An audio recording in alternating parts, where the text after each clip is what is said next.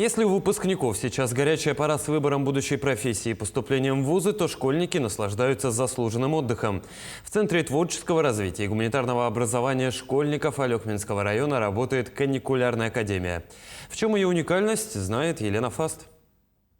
Однажды утром в морской дали под солнцем сверкнет алый парус. Сияющая громада алых парусов белого корабля двинется прямо к тебе.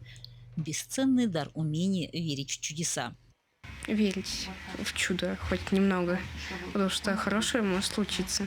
Кира сумела разглядеть в обычной работе красоту и воплотила ее в жизнь. А вот учат создавать такую красоту в Центре творческого развития и гуманитарного образования школьников Алекминска. Кстати, здесь не только занятия с 3D-ручкой. Это конкретно кружок «Юный инженер», на котором мы с ребятами изучаем элементарные механизмы, такие как кулачковый механизм, резиномотор. Вот сегодня у нас кривошипно-шатунный механизм. Ну и другие механизмы, которые мы изучаем на элементарных игрушках.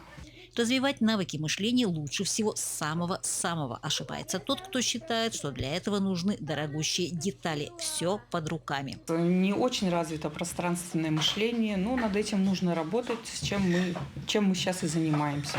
И, в принципе, понимают дети, конечно, неплохо, все выполняют с интересом.